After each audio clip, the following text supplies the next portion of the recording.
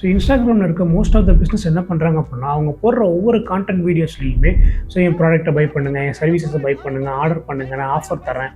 So இந்த மாதிரியான விஷயங்களையே வந்து ரிப்பீட்டடாக பேசிக்கிட்டே இருக்காங்க. ஸோ இதுலேருந்து எனக்கு ஒரு சின்ன கொஸ்டின் வந்துச்சு. ஸோ நான் ஏன் உங்கள் பேஜை ஃபாலோ பண்ணணும்? ஸோ பொதுவாக இன்ஸ்டாகிராமுக்கு வரவங்க எல்லாருமே வந்துட்டு ஒன்று என்டர்டைன்மெண்ட் பர்பஸ்க்காக வருவாங்க, ஸோ இல்லைனா எஜுகேஷன் அண்ட் இன்ஸ்பிரேஷன் பர்பஸ்க்காக வருவாங்க.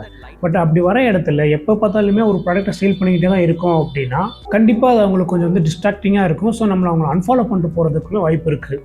ஸோ எப்பயுமே உங்கள் ப்ராடக்ட் சர்வீஸை சேல் பண்ணுறதை விட்டுட்டு so behind the scenes contents போடுங்க, ப்ராடக்ட்டை பற்றின டிப்ஸ் கொடுங்க, அண்ட் உங்களோட ப்ராடக்ட் வந்து ஒரு கஸ்டமரோட ப்ராப்ளத்தை எப்படி சால்வ் பண்ணுவதுன்னு எக்ஸ்பிளைன் பண்ணுங்கள். உங்கள் ப்ரீவியஸ் கஸ்டமர்ஸோட ரிவ்யூஸ் அங்கே போஸ்ட் பண்ணுங்கள். இது மூலிமா உங்களுக்கு ட்ரஸ்ட் ஏனாகும், உங்கள் ப்ராடக்ட் ஆர் சர்வீஸ் ஆட்டோமேட்டிக்காக சேல் ஆகும். மக்கள் அதிகமாக பை பண்ணுறதை ஹேட் பண்ணுறது கிடையாது. எப்பயுமே அவங்க கான்டென்ட்டில் பை பண்ணுங்கன்னு சொல்கிறவங்கள மட்டும்தான் ஹேட் பண்ணுறாங்க. ஸோ நீங்களும் உங்கள் கண்டென்ட்டில் இப்படி தான் பண்ணிகிட்டு இருக்கீங்க அப்படின்னா கண்டிப்பாக சேஞ்ச் பண்ணிக்கோங்க.